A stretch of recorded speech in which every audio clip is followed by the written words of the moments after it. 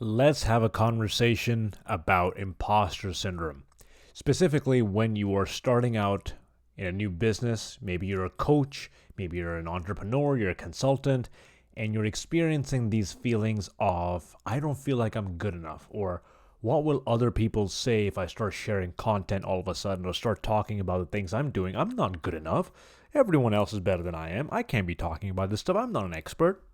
I've worked with coaches everywhere from zero experience, 5 years experience, 10 years, 20 years of experience, and across the board, everyone experiences these things. So today, in this video, I want to talk about imposter syndrome, what it is, and what you can do about it, especially if you're experiencing that at the start of your journey. If you'd like to watch more videos like this, please be sure to support the channel by liking the video and subscribing, and make sure you watch this video all the way to the end because it really helps the channel go for the YouTube algorithm. Now, when I'm working with my coaches, I tend to share a lot of mindset related things with them because a lot of them are starting out while they're working a full-time job. This isn't their main thing. Maybe they've been thinking about getting a coaching practice on the road, but they haven't really done anything about it, or maybe it's been on the back burner for a long time and they haven't gotten it off the ground. So when I'm working with them and they're putting themselves out there, the first thing they feel is a lot of anxiety, a lot of discomfort, a lot of pain of getting started. And at the same time, they feel like it's the first time they start putting themselves out there and they feel very, very, very uncomfortable. They don't think they're good enough. They don't think what they're saying is good enough. They don't think they have as much expertise as most people do. When I started out, I had just over a year and a half of experience in recruitment, and people in my competition had 20 years, 30 years of experience in recruitment. So I thought, all these people have so much experience. How can I make sense for myself to do this? How can I start doing this? Now, it's interesting. When you're an entrepreneur, all of a sudden you start looking at other people who have more experience and you think, I can't do this, or it's too saturated, or too many other people are doing this, right? This is another thing I hear, it's too saturated, right? But when we're going through university, when we're trying to be a doctor, a lawyer, or an accountant, we never say the same thing. We never say it's too saturated. We never say, oh, there's enough doctors in the world, I don't need to be a doctor, or there's enough lawyers in the world, I shouldn't be a doctor, I can't be a doctor, I don't have enough experience. We don't say that.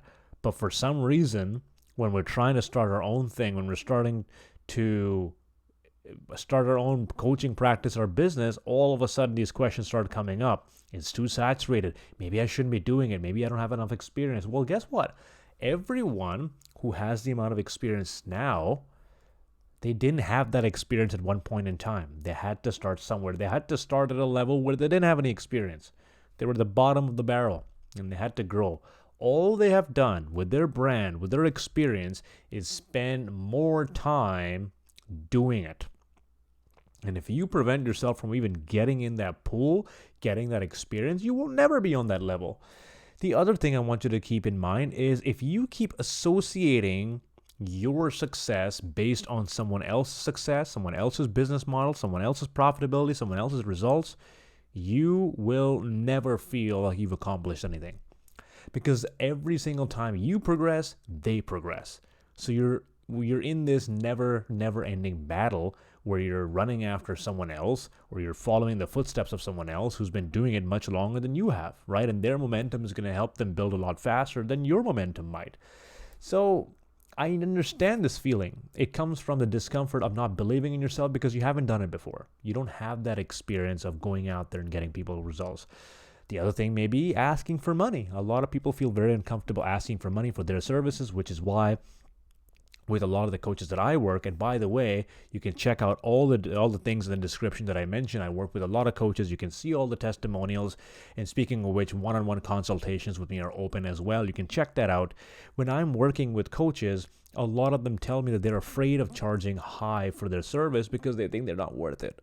They think that their service is not valuable enough. So they start off by charging $50, $100 for their service, and it doesn't really get them anywhere, right? They give up because they start working with clients who only work with them because they're cheap. They don't get the kind of results that they want their clients to get because they just don't pay enough to put in any action. And in return, the coach themselves feel like they're devalued, they're not getting paid the amount, and they start hating their clients, and it just turns into this whole mess. The easiest thing for you to do in this situation is to realize you are worth a lot more, and you start charging what you feel you are worth, okay? Now, I want you to ask yourself some questions, and this is something that I ask my coaches regularly. If not now, then when? If right now you're charging $50 an hour or $100 an hour for your service, and you want to charge $1,000 or $2,000, when does that happen? What's the date?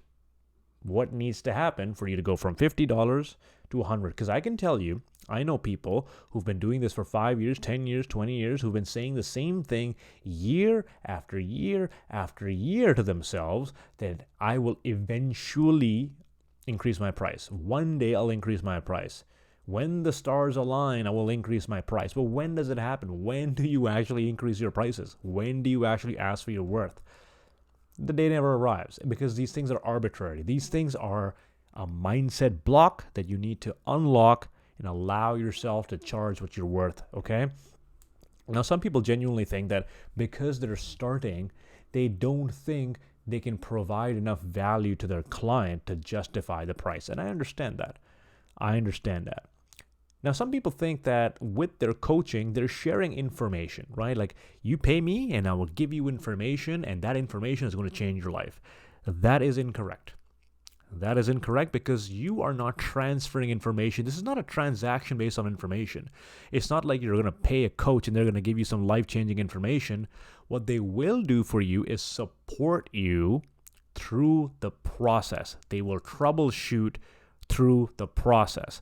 So if you are a fitness coach and you're working with a client, you can give them the information, which is a workout plan, but once they start executing the workout plan, maybe there's some exercises that they don't like doing. Maybe they're doing deadlifts and it really hurts their back. Then what? What do they do? Or maybe they don't know the technique right. Or maybe they feel like on the third day their left leg feels really sore and they can't really go. How do they adjust their routine? That is where your job as a coach comes in. You provide support. Okay? You're not making any guarantees. You're not telling them, hey, if you work with me, I'm going to get you a six-pack, because you don't know. What you're providing is support. So the client is going to pay you because they like working with you and they want your support, regardless of everyone else. This is what you forget. If you are talking to a client on the phone, they're on the phone with you because they want to work with you. A part of them is interested in working with you. They're not thinking about your competition. You might be thinking about your competition. So when you're telling them about prices, you're always keeping other people in mind. Oh, this person charges this much, that person charges this much, therefore I should only charge this much, right? And in doing that, you devalue yourself and you don't realize the client might not be having any of those concerns. You're projecting your concerns on them. And I'll tell you a story. One time I did this where I got on a phone call with a client and I told them, hey, my service is $1,500 at the time for my service. That's how much I charge. And she was like, oh, that's pretty reasonable. $1,500 a month is fine. Except I wasn't talking about per month. I was talking about $1,500 total. And she thought it was going to be a bargain even if I'm doing it per month. So think about it. Some people would see more value in your service than you do in yourself, okay? So if you are experiencing imposter syndrome, realize that it's because you're comparing yourself to other people. It is because you don't value what you have to offer, and you really need to sit down and write down, if you offer your service to your client, how can their life change? What can you possibly do for them? Regardless of the money, how can you change their life? What's the best possible scenario? If you can write that down and you can understand the value you provide, for example, one of the fitness coaches that I was working with, he helps people go from 300 pounds down to 295, or not 295, 195. That's like 105 pounds down. If you can do that for someone, what kind of transformation are you bringing in their life? That's remarkable. People would pay tens of thousands of dollars for that kind of transformation, and he was only charging like $100 per session, right? He probably made like $700, $800 providing that kind of transformation to someone. Now, ideally, you want to know what kind of transformation you can bring about in someone and charge them accordingly, and the best way to do that is to ask the client what that transformation is worth to them. And this is something I talk about in great detail in my program.